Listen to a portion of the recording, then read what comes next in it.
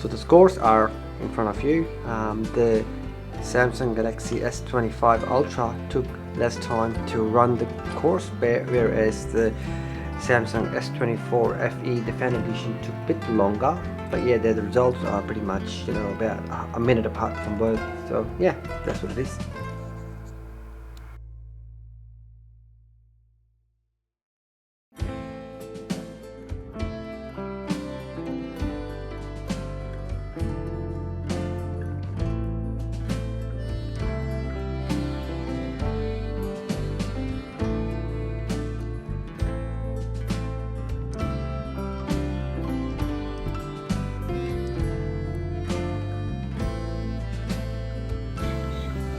Taking this video sample at Ultra HD and 60 frames per second.